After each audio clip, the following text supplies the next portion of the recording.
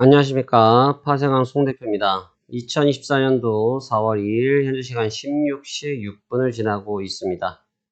자, 오늘은 시황보다 먼저 매매 영상을 먼저 촬영해서 시황 영상을 조금 늦게 촬영하게 됐습니다. 앞서서 일단 매매는 마무리가 됐고요. 근데 이제 오늘 매매를 좀 빨리 끝낸 이유와 그 다음에 오늘 새벽에 있을 내용들에 대해서 다시 한번 같이 짚어보도록 하겠습니다. 먼저 오늘 새벽에 마감했던 다우지수부터 짚고 넘어가도록 하겠습니다. 새벽에 마감했던 다우지수는요. 전일 대비해서 240포인트가 하락한 39,566포인트에서 하락 마감하였습니다. 일단 뭐 빠진 거가 크지 않죠. 워낙 올라온 게 크기 때문에 조정에 크게 의미를 둘 만한 상황인가? 에 대한 생각이 들 정도의 좀 미비한 부분이었는데 대신 좀 주목하고 싶었던 부분이 몇 가지가 있어요. 그 부분에 대해서 같이 한번 말씀 나눠보도록 할게요. 먼저 뉴욕 증시는 사실 부활주일로 일단 금요일날 휴장을 하지 않았습니까?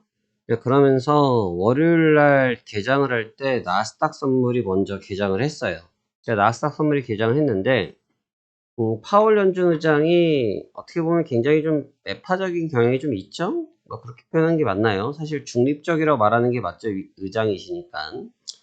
근데 어쨌든 경향 자체가 그런 부분이 있으신데, 이번 발언에서, PCGP 발표 이후의 발언에서 그래도 상당히 시장 친화적인 발언을 했던 부분들 때문에 시장에서 긍정적으로 좀 작용이 됐던 부분이 있어요. 그로 인해서 월요일날 시작과 동시에 갭상승으로 크게 들어오면서 저희가 이미 방송할 때는 이미 갭상승으로 출발한 상태였습니다. 근데 제가 이 구간에서 말씀을 드릴 때 해석 때문에 그렇다라는 말씀 드리면서 결국은 이렇게 흘러갈 것이다. 이 부분에 대한 부분의 시세는 제거가 될 거다라는 말씀을 드렸는데 어제 그 부분이 이루어졌죠. 사실 이미 개장 초반에 그 효과를 받고 출발을 했었지만 다우지수가 시가가 빨간색으로 출발을 했죠. 출발을 했지만 사실 시가를 잘 버텨내지 못했어요. 그러니까 무슨 말이냐면 PC라든지 또 금리에 대한 발표에 대해서 시장이 생각외로 호전적으로 받아들이진 않았다로 보는 게 조금은 적합한 표현인 것 같습니다. 그로 인해서 어제 조정을 좀 받았던 부분이 있고 어제 나타났던 조정은 고가에 대한 피로감, 그 다음에 금리 인하의 기대감이 살포시 좀 다운됐다. 이 정도의 느낌을 봐야겠죠. 근데 그 부분은 제가 말씀드렸었죠, 어저께.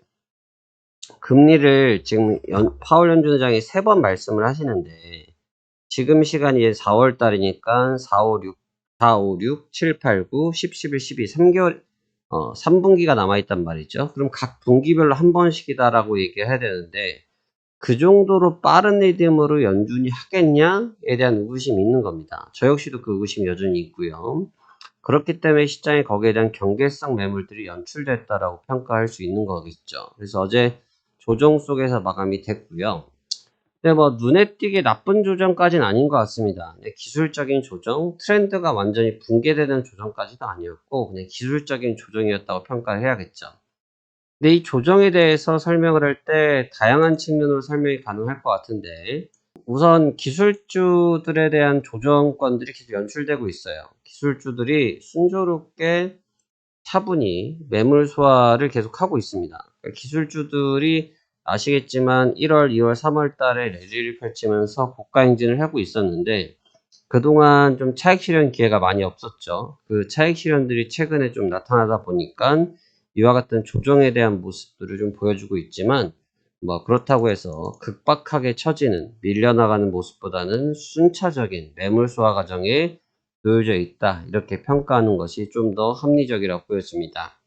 제가 어제 말씀드렸던 것처럼 이번 주에는 연준 인사들의 발언들이 지금 대비를 하고 있는데 제가 최근에 연준 인사들의 발언 구간에서 매매를 거의 안 하려고 합니다. 오늘도 저녁 11시부터 해서 계속해서 지금 연준 쪽에 인사들의 발언이 있는데 왜 그러냐면 연준 쪽의 인사들의 발언이 크게 그 가이드라인이 달라진 게 없습니다. 동일한 내용 안에서의 지금 반응들을 하고 있는 상태인데 시장의 해석에 따라서 그게 조금 빈번하게 흐름이 바뀌고 있어요.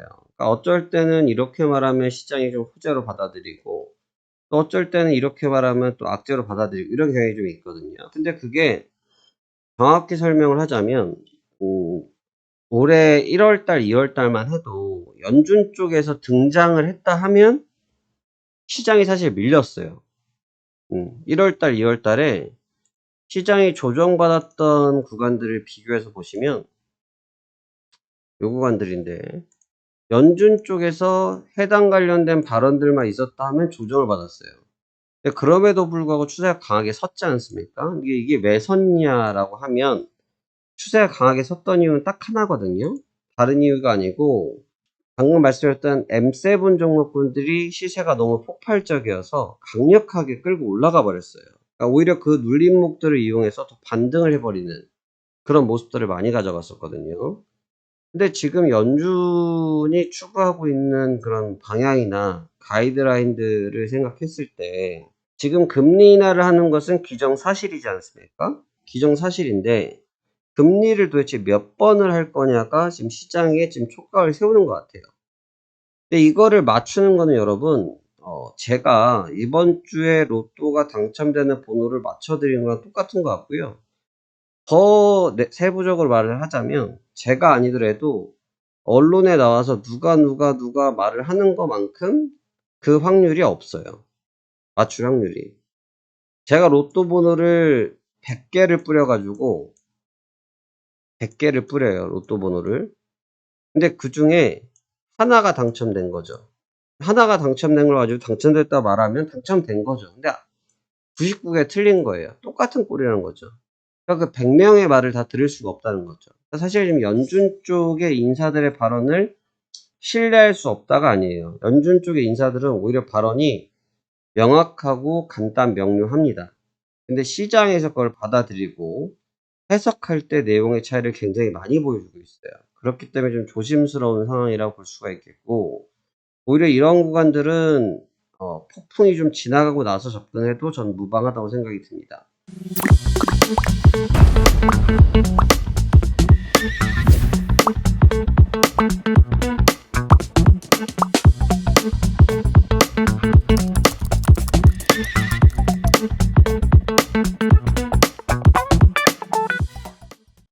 지금 이 자리 혹시 기억하세요? 현재 이 매매하고 있는 이 구간대가 오늘 처음 매매하는 자리가 아니고 계속해서 지금 이 자리에서 매매가 있는 자리입니다.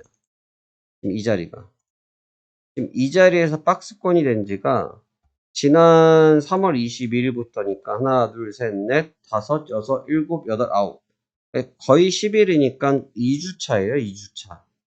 2주차 때 같은 자리에서 놀고 있다는 거죠. 그러면 이 얘기는 무슨 얘기가 됩니까? 박스권이라는 얘기가 되잖아요.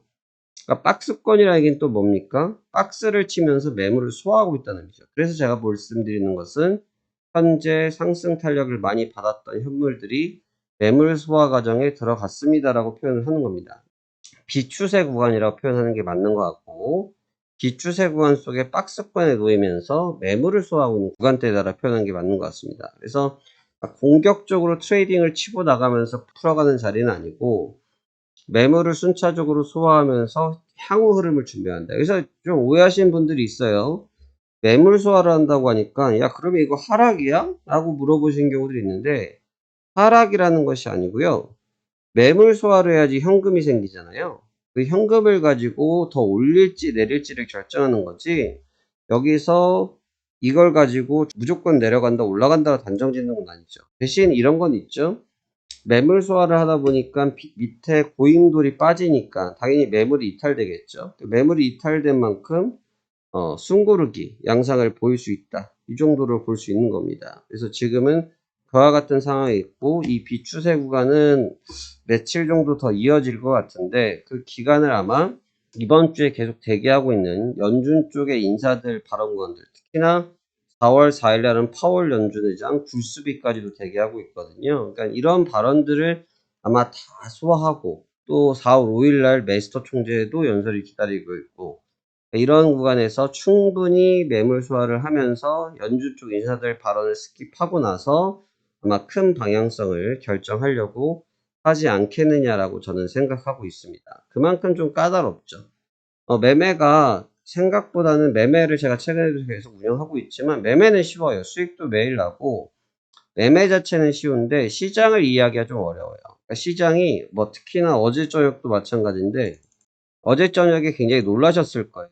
왜냐면 이런 구간들이죠. 제가 이제 이 구간이 메꿔질 거다라 말씀드렸죠. 바로 메꿨어요. 그랬더니 바로 급등을 하더니 또 추세가 돌파되나 싶었는데 바로 또 급락을 맞아버렸어요. 그리고 다시 지금 올라와 있죠. 도대체 이게 뭔지, 도대체 그래서 어떤 분들은 이게 무슨 시장이야? 라고 하시는 분들도 있어요. 그만큼 이해하기가 까다로울 수 있는데 가장 본질적으로 지금 자리를 그냥 박스권이라고 생각하시면 이해가 쉽습니다. 지금 자리를 박스권이라고 생각하시면 이해가 쉬워요. 그러니까 오히려 지수 같은 경우는 박스권이고 상품들은 추세가 좀 뻗어나가는 경향을 보이고 있는데 지수 쪽에서는 단순하게 지수만 있는 것이 아니고 지수가 형성되고 있는 것이 현물이라는 존재가 관계가 되어 있잖아요. 현물은 기업이잖아요. 그러니까 기업의 실적이나 이런 데이터들도 사실 3월달에 이미 받아먹을 데이터들은 싹이 다 받아먹었어요. 거기서 실적에 대한 기대감도 받을 게 없지.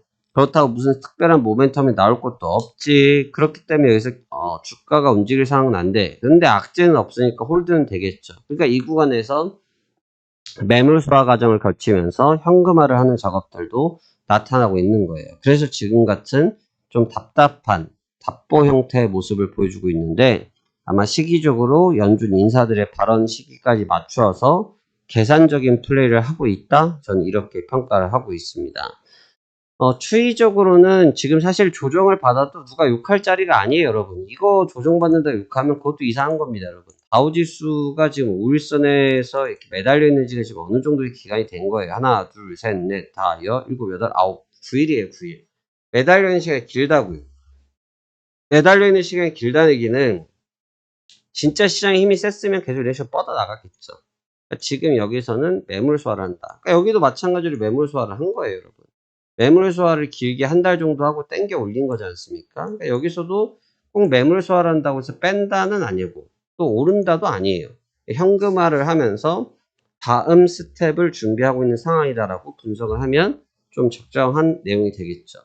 그래서 지금 왜 덜 오르냐, 왜 덜 빠지냐 이런 질문들을 제일 많이 하시는데 지금은 그냥 박스권이다 라고 생각하는 것이 전략적으로 쉽게 이해할 수 있다고 볼 수 있습니다. 그래서 제가 계속 설명드리는 게 박스권 매매 전략이다 라고 표현해 드리잖아요. 그래서 이걸 이번 주까지는 이 정도 윤곽에서 보시는 게 좋아 보이고 지금 금리에 대해서 굉장히 예민해지기 시작했어요. 시장 자체가 그래요. 경제지표에 대한 반응하는 것도 그렇고 시장이 금리에 대해서 엄청나게 예민해지기 시작했습니다. 예민해지기 시작했다는 얘기는 발빠른 움직임들이 계속해서 나오고 있다는 얘기인데 그만큼 경계성 매물도 크게 금방 나오고 또 후퇴하는 물량들도 금방 나오고 또 따라가는 매물도 금방 나오고 하다 보니까 방향성을 잡기가 생각보다 쉽지 않다. 하지만 기준을 잡아놓고 기준선, 박스 상단선, 박스 중심선, 박스 하단선을 잡아놓고 철저하게 박스권 트레이딩을 한 이후에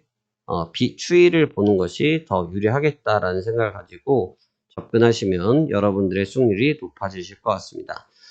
자, 그러면 오늘도 남은 시간 성공 투자하시길 바라겠고요. 저도 지금은 이제 매매를 다 종료를 해서 이제부터는 시장 분석에 조금 더 치중하려고 합니다. 그래서 지금도 말씀드리고 있는데 주가가 박스를 뚫고 헐헐 또 날아가고 있는 상태거든요. 그러니까 이만큼 지금 주가들의 움직임들이 상대적으로 좀 제한되다 보니까 다른 쪽의 상품들, 어제 골드도 좀 강했었고 상품 쪽으로 자금의 조금 이동들이 경향이 보이긴 하는데 그래도 지금 주가가 곧 큰 변곡점을 맞이할 확률이 높기 때문에 주가 자체에도 좀 관심을 두시면서 보시면 좋은 결과 있으실 것 같고요. 서둘지 않으셔야 됩니다.